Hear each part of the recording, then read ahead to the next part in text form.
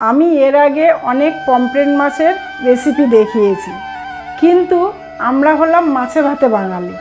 তো বন্ধুরা, সে মাছের ঝালটাই কিন্তু আমরা বেসিক্যালি ভালোবাসি। তাহলে নমস্কার বন্ধুরা, আমি পূর্ণিমা মণ্ডল আপনাদের সামনে আজকের পমফ্রেট মাছের ঝাল শেয়ার করব। তাহলে চলুন রান্নাটা শুরু করি। আমি এখানে 5 পিস পমফ্রেট মাছ নিয়েছি। দেখুন, মাছগুলো খুব বড় বড় মাছ। এবারে আমি এই মাছগুলোকে লবণ হলুদ মাখিয়ে নেব।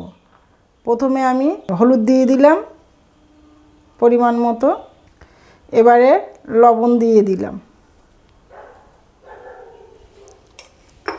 ভালো করে হাতের সাহায্যে মাছগুলোকে মাখিয়ে নেব লবণ হলুদ। মাছগুলো সুন্দর করে লবণ হলুদ আমি মাখিয়ে নিয়েছি। এই সাইডে আমি কড়াই বসিয়ে দিয়েছি উনুনে। কড়াই গরম হয়ে গেছে, আমি সরষের তেল দিয়ে দিচ্ছি। আমি এটা সরষের তেলে রান্না করব। মাছগুলো এবারে আমাকে একে একে ভেজে নিতে হবে। মাছগুলো আমি একে একে ভেজে নিচ্ছি।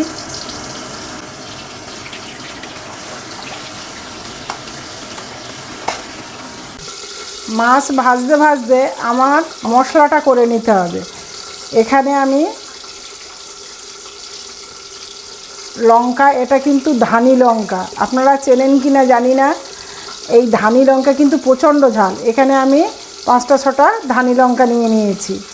আর নিয়েছি আদা, 1 ইঞ্চি আদা। আর নেব সাদা তিল, ছোট চামচের 2 চামচ। আর নেব টমেটো, একসাথে করে আমি পেস্ট করে নিয়ে আসছি। মাছগুলো আমার কিন্তু সব ভাজা হয়ে গেছে। এটা লাস্ট ব্যাচ। এই আমি মাছগুলো তুলে নিচ্ছি। একটা এত বড় বড় মাছ, একদম হাতের তালুর থেকেই বড়। ওই তেলেই আমি রান্নাটা করব। তেলের ওপরে 2টো শুকনো লঙ্কা দিয়ে দিলাম, ছোট চামচের 1 চামচ কালো জিরে দিয়ে দিলাম, টমেটো, সাদা তিল, লঙ্কা আর আদা যেটা পেস্ট করেছিলাম সেই পেস্টটা দিয়ে দিলাম। পরিমাণ মতো হলুদ দিয়ে দিলাম, আর 1/2 চামচ পরিমাণে ধনের গুঁড়ো দিয়ে দিলাম। এবারে মশলাটা সুন্দর করে আমি কষিয়ে নেব। এইভাবে একবার বাড়িতে আপনারা করে দেখবেন কতটা পমফ্রেট মাছের টেস্টটাকে বাড়িয়ে দেয়। মশলাটা থেকে দেখুন তেল ছাড়তে শুরু করেছে। আর আমি মশলাটা কষাই করব না, এইবার আমি জল দিয়ে দিচ্ছি। সেই মিক্সি ধুয়ে আমি জলটা দিয়ে দিলাম। ঝাল বেশি ঝোল হয় না। এবার আপনাদের পছন্দের মতো আপনারা ঝোলটা রাখবেন, কেমন রাখবেন। পরিমাণ মতো লবণটা দিয়ে দিলাম।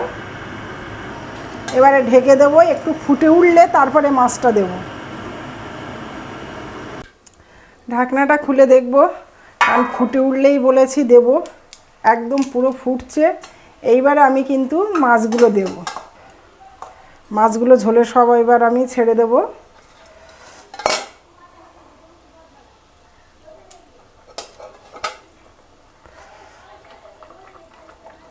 পমফ্রেট মাছের এই যে ঝোলটা আছে, এইবারে আমি কিন্তু দিয়ে দেবো ধনে পাতা।